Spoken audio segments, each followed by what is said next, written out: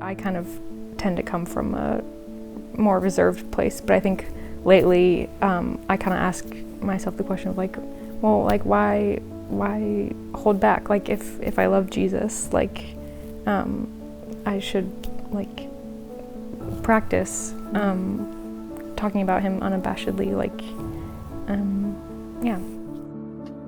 All right, friend, welcome back to the Finding Something Real podcast. And today I'm really excited to introduce you to another young friend of mine.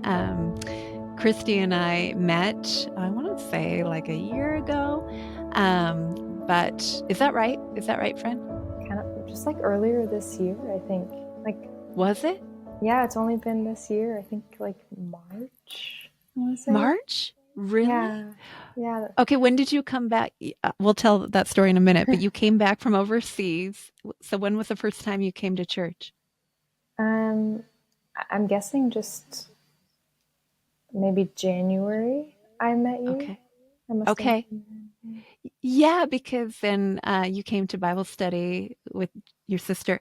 Okay, so all right, so last winter it wasn't quite a year, but it feels like I feel like I've known you a long time, and I saw you, and you looked just like your sister, and I was like, oh, and I love your sister, and I ran over, and yeah, it was awesome.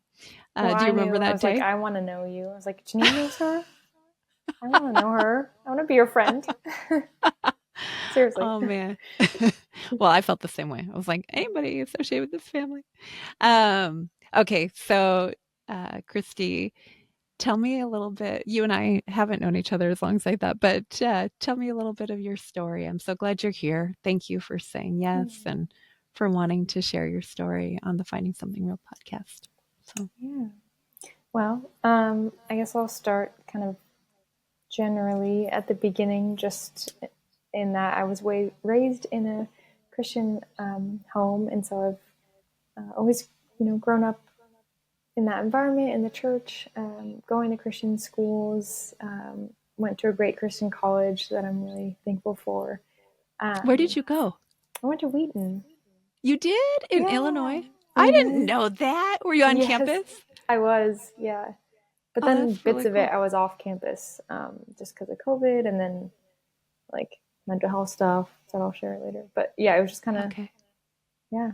So yeah, that was a great place. Did I even know that? I didn't know. I don't think I knew that. Okay. Okay. Well, yeah, Wheaton's a great place, and yeah, I love it. It That's as really much cool. as college was hard for me, which I'll talk about. I still was really formed by the people there, my friends, professors. Yeah. Wow. What made you decide? So did you grow up in the Pacific Northwest? Um, Mostly, I moved around the country a lot, just Okay. with my dad's job. But I've spent the greater part of my growing up years in Washington. So yeah, Okay. definitely feels like home. What made you decide on Wheaton? My brother had gone there, and so I knew he had a great experience. So that was like one of the reasons, in addition to, it was Christian, small enough.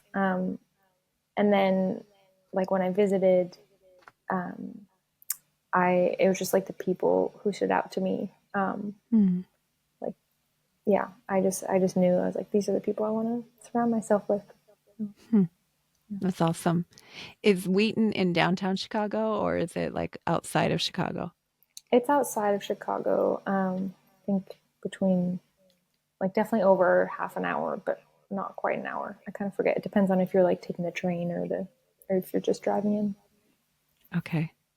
I have a special affinity for East Coast cities, and Chicago's one of them. And I have a friend who lives there, so I'm like, oh. It's so great. Anyway, It is a great city, honestly. Anyways. yeah. Sorry, I didn't mean to hijinks your story. I just No, got excited. no. Chicago, Wheaton, what? Yes, no, it's a good place. I need to go back and visit soon. Mm. But yeah, I mean, that is kind of part of my story, just like Christian education and being away from home, traveling. Like, I, yeah, I I've tended to always be a homebody for one part, and so the fact that like travel or living away from my home is part of my story is kind of interesting to me that it's worked out that way. Like just how God has orchestrated that. And then the other part of my story is just like the high levels of, you know, perfectionism that you can struggle with in like, yeah, in environments where there is like a desire, but also a pressure to do everything very excellently. Mm. um, it's like, you know, you want to, you know, in Christian schools, you want to do well, study well, like grow in your faith, all these areas of life. But I think, you know, there's kind of the underbelly as well in terms of like the stress that that can place on you. And I think for me, that that was a reason, at least just one, that I developed a lot of mental health issues. Mm. And so kind of would always be wrestling with those going through school, like loving the environments I was in, but also, you know, there's confusion around like, why can't I like thrive here and be at peace Mm. here in a lot of other ways, you know, as much as this is like a really good thing for me and like I love this environment. Mm. Yeah. So that's kind of part of, yeah, just my faith walk, I guess, is just wrestling with those things. And then, you know, of course, that branches off into a lot of other life experiences too and questions. So, Mm. Mm. Do you mind if I unpack that a little bit with you and ask some deeper questions? Is that no, I okay? don't. Yeah. Okay. So you grew up in a Christian home. You guys traveled a lot. You're the youngest of four. Is Or, that right? mm-hmm. Okay. And what's the age gap between you and your next sibling? um, Janine would be, I think, between, it's between like 8 and 9, I think 8 years. Okay. Or So it's no, like, Jimmy and I, sorry, Jimmy is 4 to 5 years older than me. Sorry. okay. So did you feel growing up like you were the baby of the family or more like you were a firstborn? Because I know like with family systems, I remember taking a class, like I was a TA for a class, and it was a family systems class. And I remember reading this book and it talked about like in families, like if there's around a 5 year age gap, it can be like starting over, like almost like that baby becomes like a firstborn or an only child.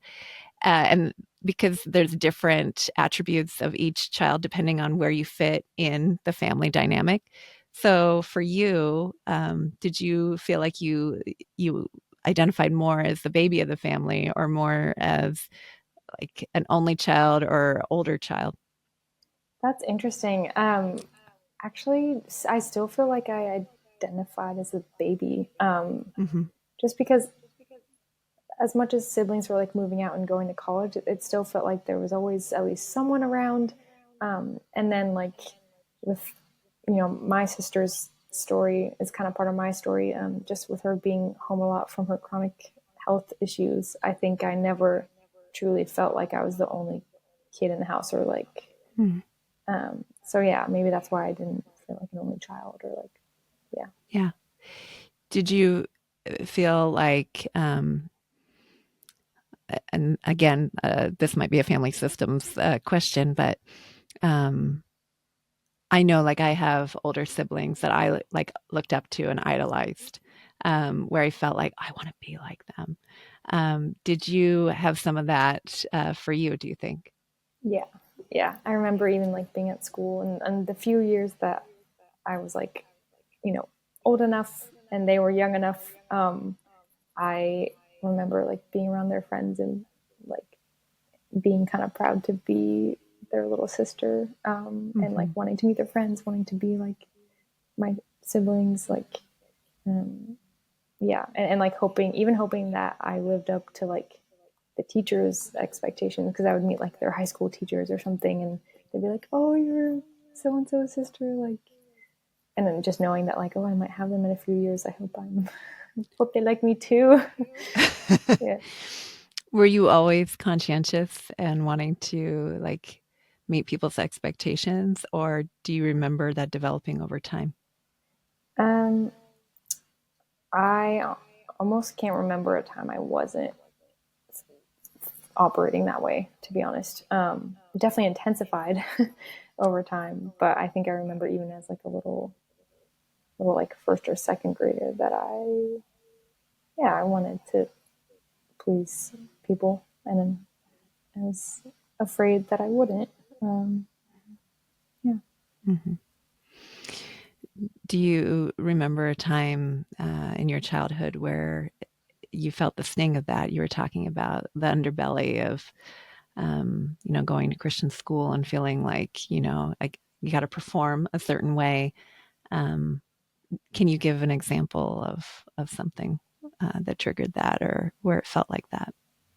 Maybe so actually, yeah, there's kind of this story that my family and I always joke about, but it does kind of, and it's kind of lighthearted. It's not like that bad, but it does kind of set the stage for like what would intensify later. But basically, I was a little like preschooler or something like that, and my Mm. teacher had this system of like pulling a color for like behavioral kind of management. And so like each kid would have a little pocket that was filled with like three paper crayons. And one was like green, one was yellow, and one was red.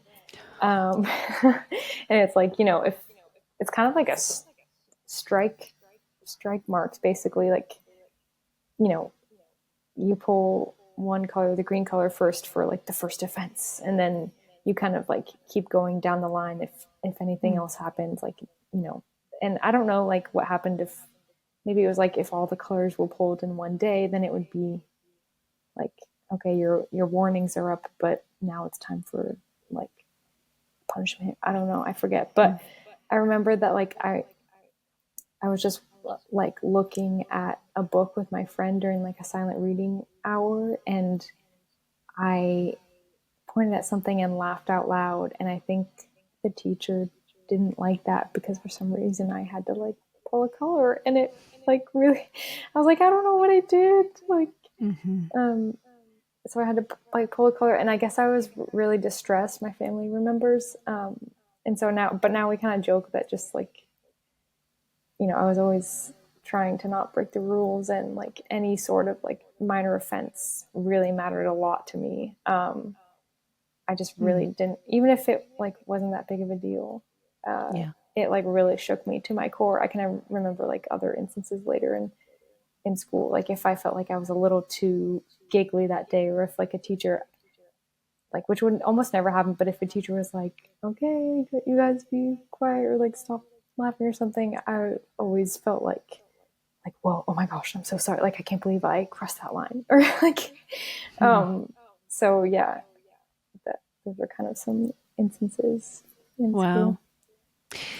Did did that follow you then throughout your school journey then, always feeling like you had to measure up?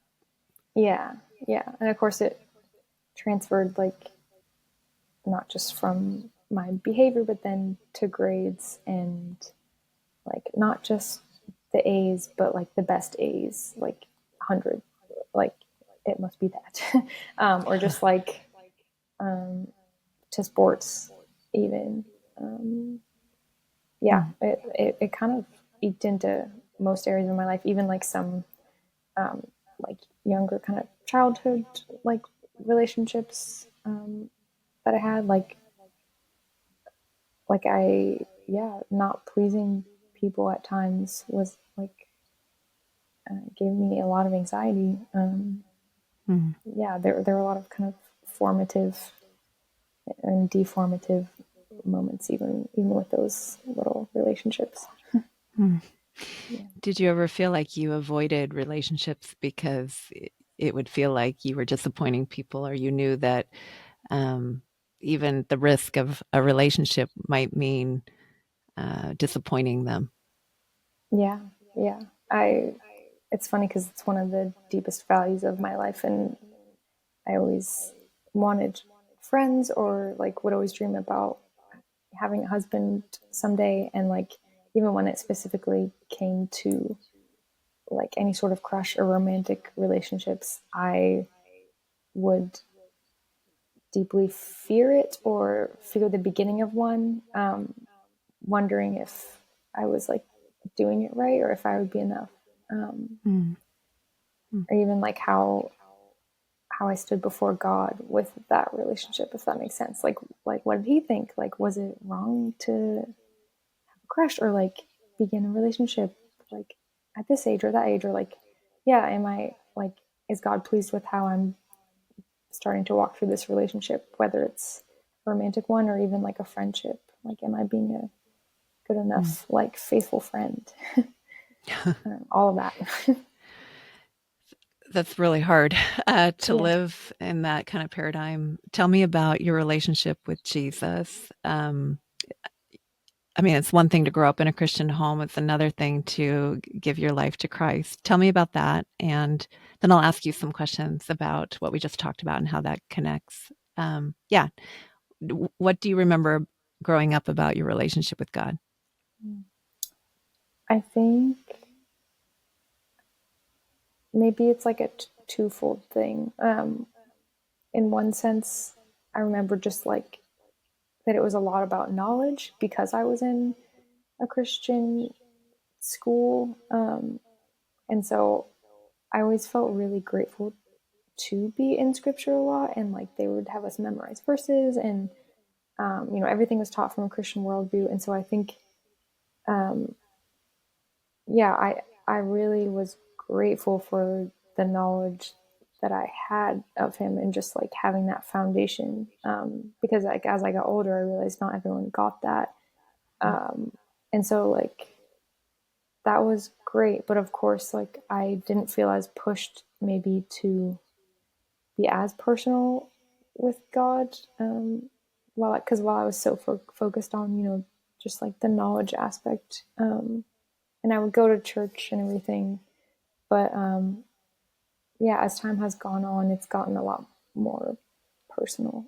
But still, even as a young child, I will say like I there was this tenderness and sweetness to Jesus, and to me, like who he was to me. It was just I remember kind of there's a tenderness there, Hmm. sweetness.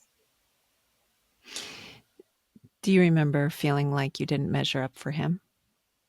Yeah, I think it was always a wondering of, is this good enough for you, God, and can you help me to be good enough? Will you help me to do this thing really well for you, like to please you, to glorify you? Of course, those are my prayers, but I know now that it also, of course, as a fallen human being, it wasn't always just for him. It was kind of to please others too, and to so that I could feel settled that like I Hmm. was pleasing everyone around me, like God, family, my community. Yeah. So Hmm. Okay. Thank you for sharing all that. Tell me about your mental health battle and about how your faith has played into that. yeah. Um, well, kind of along with those environments, of course, as I got older, even in high school, I just started to notice like the anxiety really kicking in, with school and performance athletics, and it got really bad in college. And I remember I did have to go home at one point, just to like I kind of had a sort of like crying big crying episode, if you will, Hmm. and just knew like at that moment, that I needed to go home, and that was fall of my sophomore year. So like I'd spent a while trying to like manage the anxiety on my own, and with like some support, but yeah, it came to an ugly head, at at that time in my college journey. So I like ever since then I've um, yeah, gotten support, like had greater seasons and moments of freedom, but also ones that feel the complete opposite of that and kind of a backtracking. And I guess that is also the thing that has made my relationship with Jesus more personal, is that I've had to cling to him, like especially as I fail more and more at the things that I like. God forbid I would ever fail at this or that. The things that were kind of like so scary to me to fail at as a child, as a high schooler, as a college student, like even now, um, I feel like it's been like this process of me, yeah, like trying to learn to be okay with my brokenness and like kind of like the mess that I am like before God, and knowing like there's such a sweetness in like his his eyes on me, like even though maybe I don't want them to be on me because I'm messy or broken or like not measuring up. Yeah, and I could say more, but you had a question. I was just going to ask, what things are you afraid of failing at? um, just a lot of like the general areas of life, like not being a good friend, not even like not being a good enough Christian. Like like for the moments when my faith feels dry or like it's hard to like feel like I'm, yeah, connecting with God enough in a way that's like pleasing, or like when I feel like a bad Christian, um like that's a thing I'm afraid of.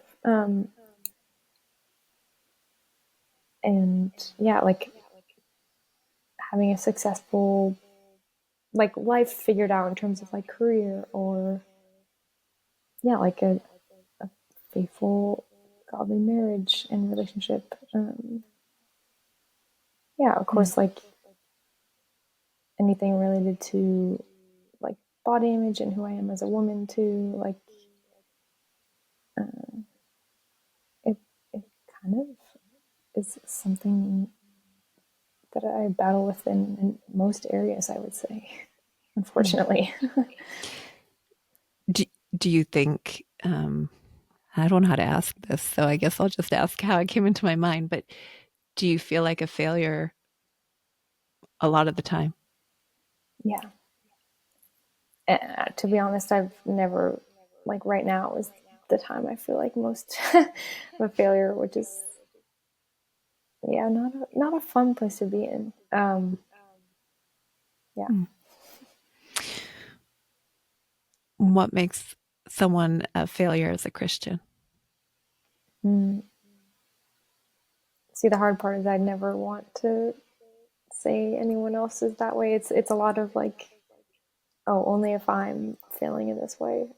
So like I say this with, you know, humility and knowing that like I kind of am just thinking about myself when I think about this. But I guess like for me, it's when I feel like I'm not giving enough or serving enough, or like I'm not my fullest, most healthy self that can like pour out for other people. Or even like my thoughts, struggling with my thoughts more, and like wanting them to be right and good and true Mm. and like pleasing to God. And when it feels like those aren't, yeah, that's, I'm like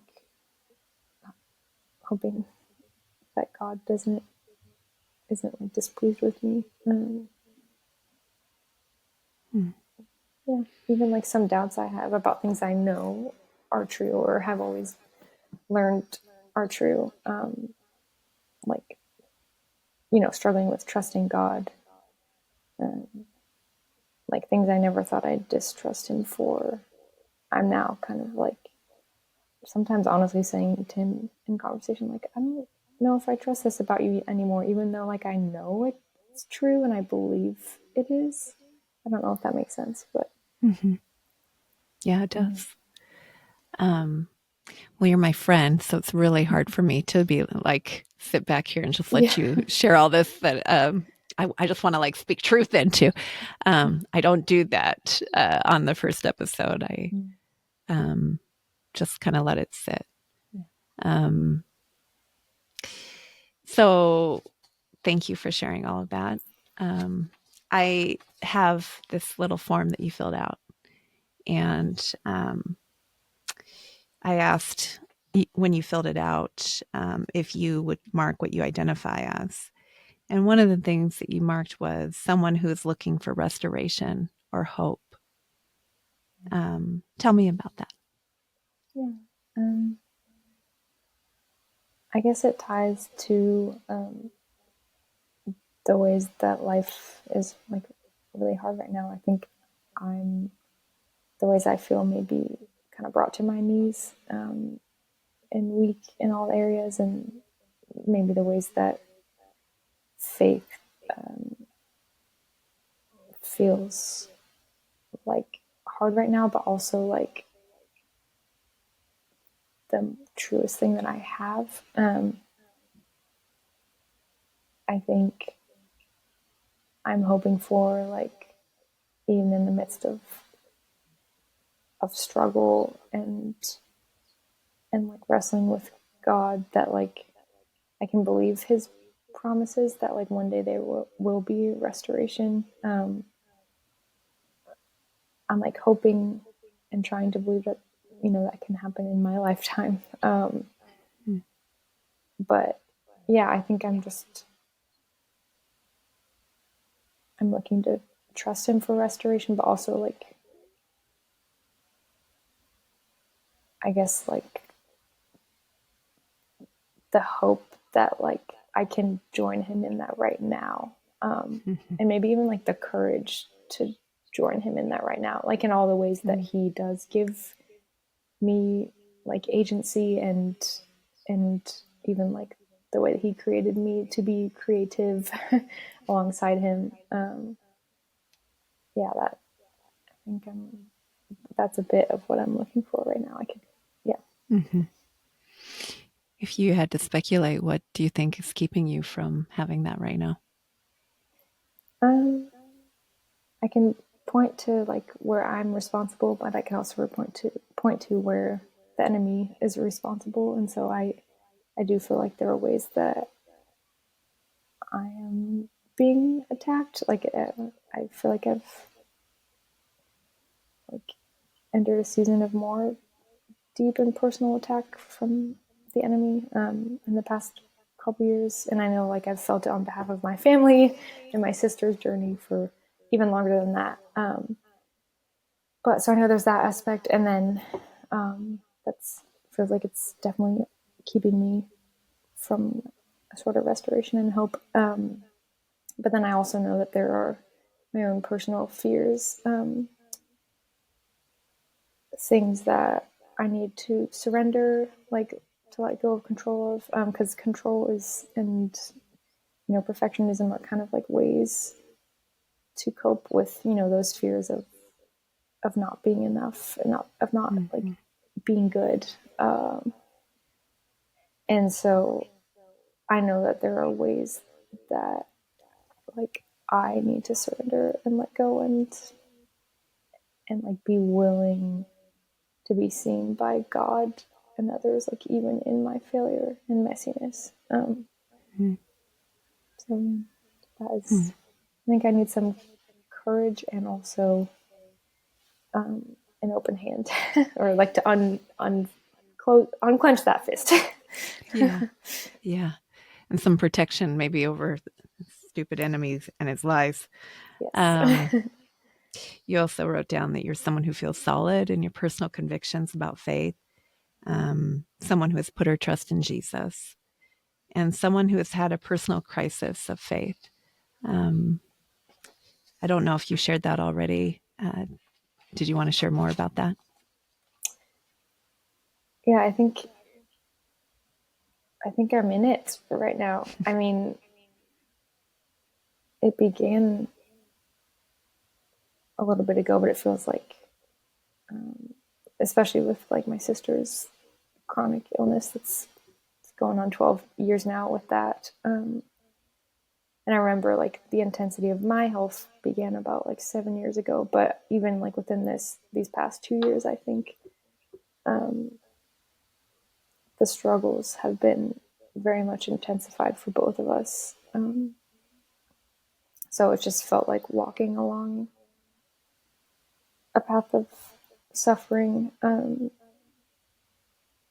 despite constant like reaching out for deliverance and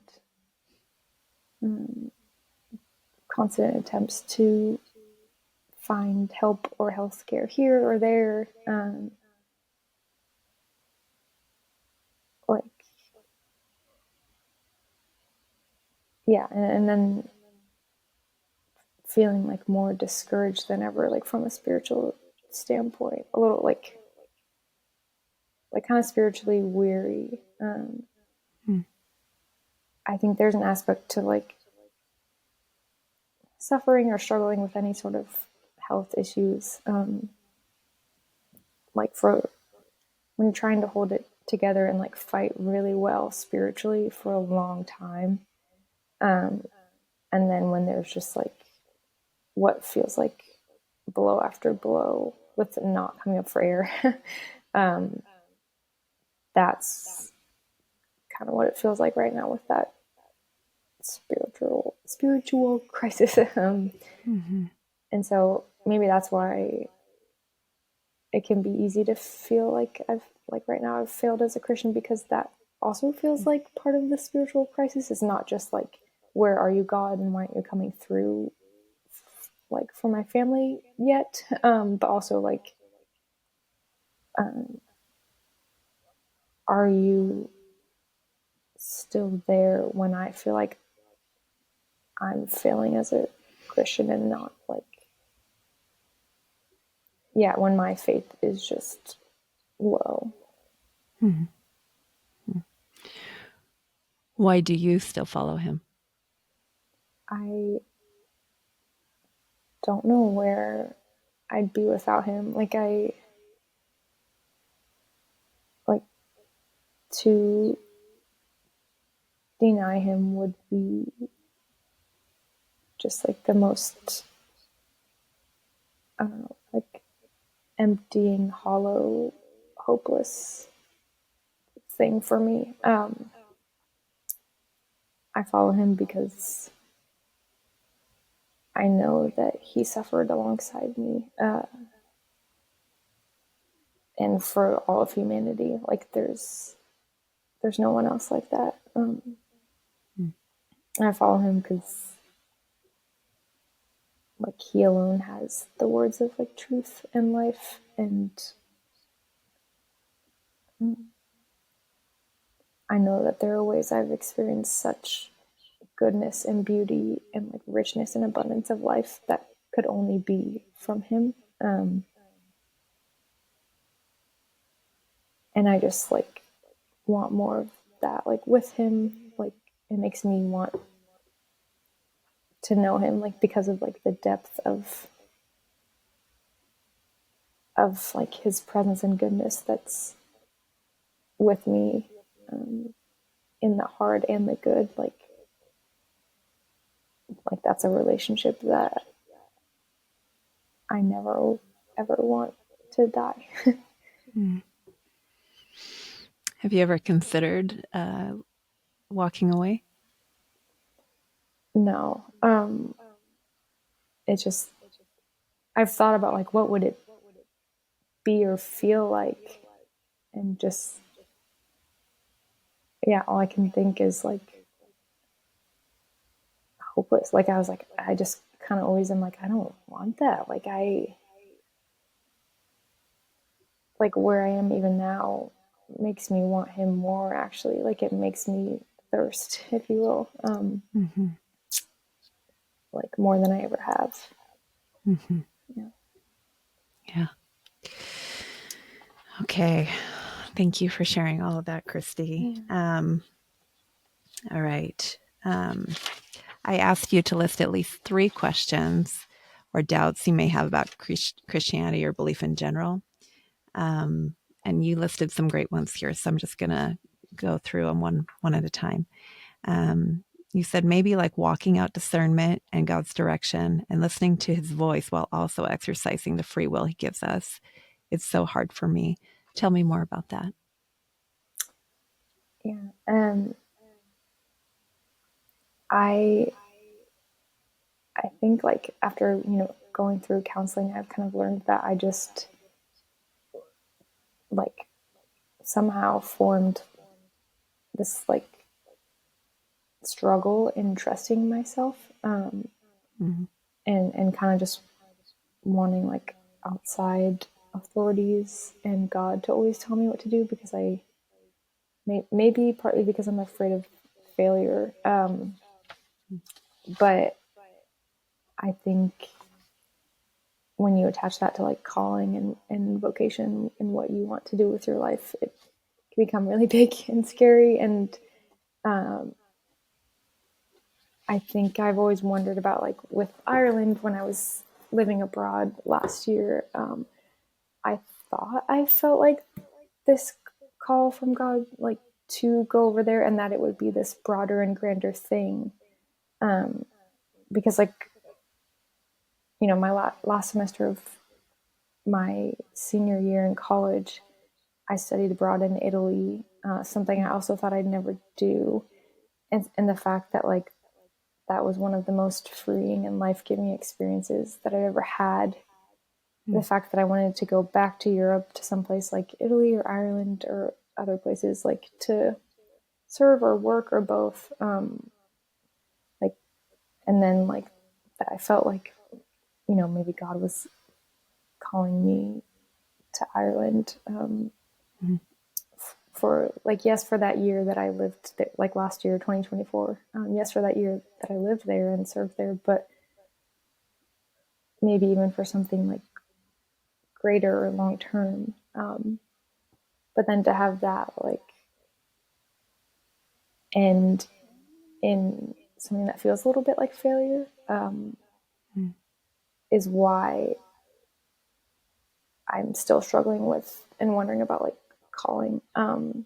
Because like, to give more context, part of the reason, like I could have stayed on a little bit longer, but a big reason I came home was because of like my mental and physical health.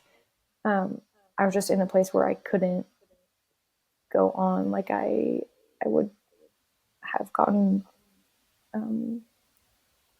even more like unhealthy if I had returned. And so to feel like, oh, am I not compatible for this thing that I thought God was maybe calling me to? Yeah, that's just kind of discouraging. Yeah. Yeah. And it kind of goes back to that feeling like a failure kind of thing. Yeah, yeah, exactly. Yeah. We'll definitely have somebody on here to talk a little bit about that. Second question you brought up was the question of suffering and how to do it well and engage with God in it, especially how to communicate about it or encourage others or non-believers who are doubting God when it comes to suffering. I love that. Please share a little bit more. Um, well, I think like what I'm wrestling with pertains to what I was saying earlier about like wanting to grow, wanting to suffer well, wanting to like encourage others to still follow Christ, even if they see others suffering, Christians suffering, like wanting there to still be light and hope and glory, like for God coming out of that. I think right now why it's a question or hope is, well, one, like the fear of like, am I failing? Like, I don't feel like a great Christian right now. Like, um, like how faithful and encouraging? Am I being, as a follower of Christ, and like wanting the suffering to grow me, but worried that like, oh, is this just making me bitter? Like not wanting that is definitely a question. Like, yeah, just sorry that I kind of like lost that thought there a little bit, but No, you did. It was good. Yeah. No, I was thinking about, well, I won't bring it up. I was thinking about that passage of scripture where Paul talks about we know that perseverance, produces character and character hope, or I don't know how it all goes, but I'm thinking about that as you're talking and kind of got lost in that as you were sharing all that. But I guess my question for that is, do you feel like sometimes you have to hide how hard things really are because to share what you're struggling with would feel like, well, I'm not a good Christian as I'm struggling with this. yes, yeah, I literally told my mom this morning, like, I feel like I have to stop telling friends like how hard it really is, because I like, yeah, I don't like, I want to be able to give in my friendship as a Christian and not always feel like I'm burdening someone with something discouraging. Like, I want to be encouraging about what God's doing. Like, yeah, like I'm, yeah, wanting to live up to that very scripture of like perseverance and character being built, and um, just like wanting to be a good witness. And so it's like, what happens when like maybe I'm not like, um, yeah. Yeah. Yeah. Okay. Um, and then the last one, which is a great question as well, and one that I think other people can relate to, is uh, you said maybe just wondering what healthy sexuality looks like as a single Christian, how to prepare one's heart for relationship or marriage without falling into purity culture, how to engage womanhood well without perfectionistic pressure and comparison to other Christians. Tell me about that. Yeah, there's a lot in there. I feel like each bit of that ties to the bits of my story that I shared earlier, like even just Mm-hmm. what I talked about, like with beginning a relationship, and like the questions I had for God, and like, you know, yeah, am I following this in a way that is pleasing to you, or like healthy, or like what you would want for me? Um, so yeah, I think there are those desires, and yeah, I think I know that the church talks about these things, but I feel like it's hard to find like solid, trustworthy, even like teaching or conversations about like gender and sexuality, like, or even like relationships, or like how to enter one well. Yeah, like especially like without fear, or like, yeah, like what matters, and what doesn't, and like even discernment coming in as a question, like how do I trust like myself, or what people around me are saying, or like what God may be thinking about like this relationship.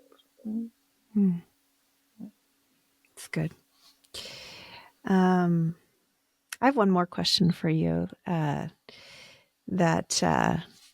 as you have been sharing, it just kind of came to my mind. And it's one that I keep thinking about myself, to be honest, because it's had a big impact on my life and my journey in finding something real. But we know through scripture in John 10, Jesus said, the thief comes to steal, kill, and destroy. And you mentioned that you definitely, your family and you have been under spiritual attack. We also know that the enemy is the father of lies. Um, that's his native language, right? To lie. What lies has he been trying to get you to believe? I think one that I've realized lately is like the lie that I'm powerless or hopeless, like to affect any sort of positive change. yeah. And then tied to that is kind of a similar lie that like I'm I'm too broken Mm, to like do anything effective or um, like be good enough anymore. Like maybe I like used to be, or mm, it was like easier to be. Um, yeah, I think those are two big lies that I've been wrestling with. mhm. Yeah. Yeah, sometimes it's hard to identify them too. It's like, wait a second, Lord, would you please like reveal these to me gently, please, gently. Yeah, please have mercy. Yeah, and help me not to like do that self-loathing thing, which Yes, never is helpful. exactly. Uh, um, okay, has the church or the Christian church negatively impacted you? And if so, explain. You said not a ton, just experienced some dryness at some churches. While maybe a bit of forcefulness and hype at other churches. Makes me feel like a fraud if I don't have the same passion or energy, especially in worship. Share a little bit more about that, Christy, because I think that's really interesting. Yeah, I think there are just with different denominations, there are different sects of Christianity. There are just lots of different experiences you can have like in church, in a worship service, and I think there can be pressure in some settings to like be a certain way or be really passionate or um, like show your worship as like your worship and energy being a reflection of maybe like your heart or how you're experiencing or worshiping God in that moment, like just between you and Him. And so I think, like lately, especially when I've felt, um, yeah, just like a little lower or drier, like I think I've just been wrestling with like can my worship just be between God and I and not like Mm, yeah like a comparison or like does it have to look like really energetic, passionate in order to be like true, like what Scripture calls true in spiritual worship. mm, mm. Um, Do you feel you've mentioned comparison a couple of times? Do you feel like that's a big struggle for you too? Is thinking like, how do I measure up to this person over here? Um, yeah, yeah, exactly.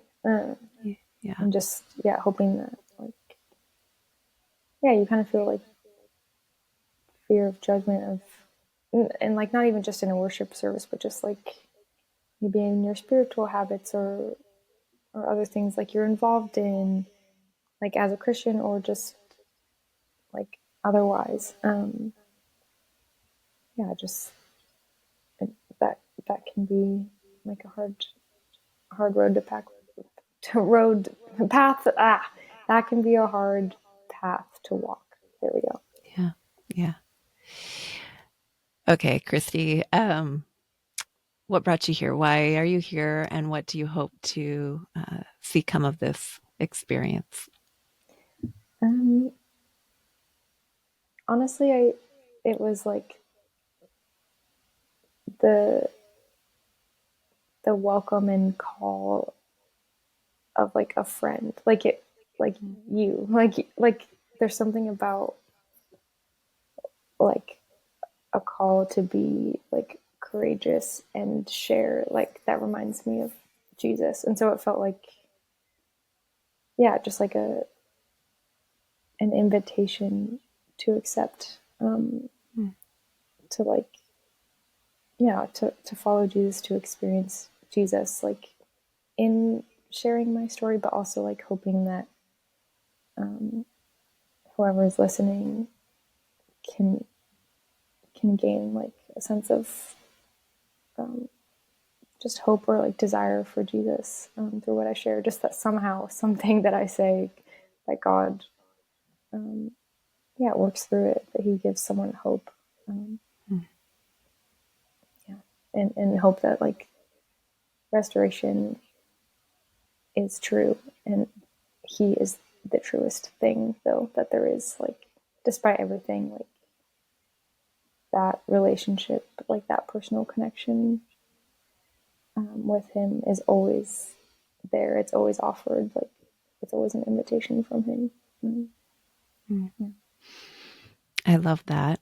And I love that you are for other people, as you are courageous and sharing a very vulnerable story. But what do you hope to gain from this for yourself?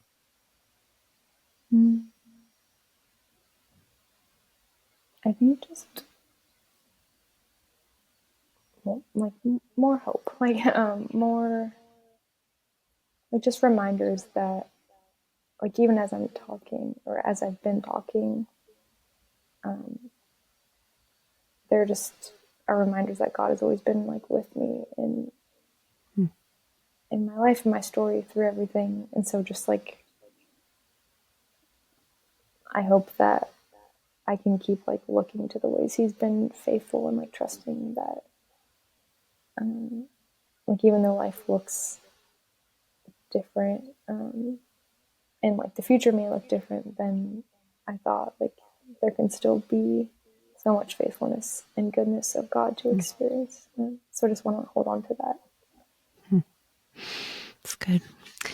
All right. And we may or may not keep this part in, but was there anyone in particular you would love for us to reach out to on your behalf? Is there somebody in particular? I can't remember. I remember talking about a certain book on like that initial group interview that we had a month ago, and it was called "How to Walk into a Room" by Emily P. Freeman. I just think she has a lot of amazing things to say, like about discernment and like with God, especially in like Christian context. I know she had a lot of stories she shared about the church and like hard things she went through and like making decisions around that. And so, yeah, she just had a lot of wisdom. So she would be a great person to hear from. But I also know there was someone that you mentioned even earlier in this episode that you were like, we can bring in someone to talk about that.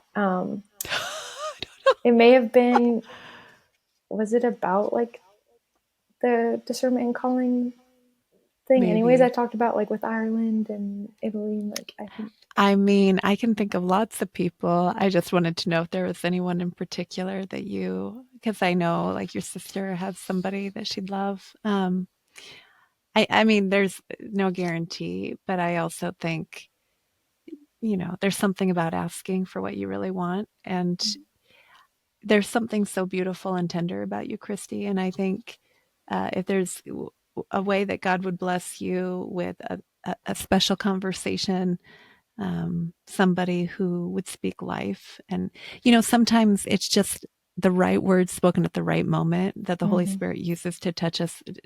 I mean, I can think back in my life of various things people have said that they had no idea that God would use as fruit over and over again, And my prayer for you in all of this is, that God would use your story to encourage others, that by being vulnerable about things that the enemy would love to keep in the dark, that you would see more courage and more people, find freedom, but also that you would find more freedom for yourself.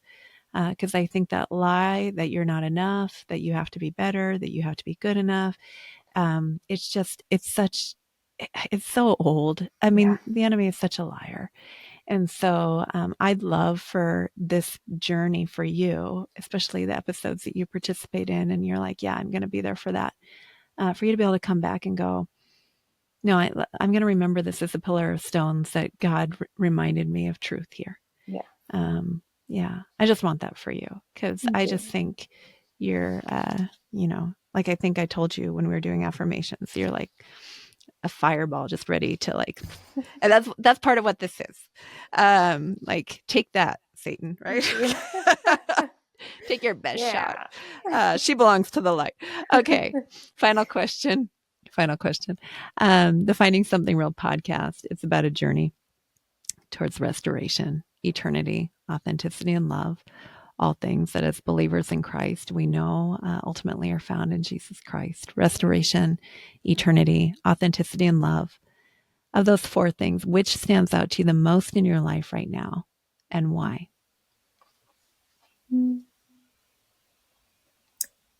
Honestly, like as much as I've been talking about restoration, like, and hoping for that, authenticity actually stands out to me a lot right now. I think just, yeah, because I've had to grapple with ways that, like, as a Christian and like with my story and struggles right now, like ways that I want to be more like vulnerable and authentic Mm.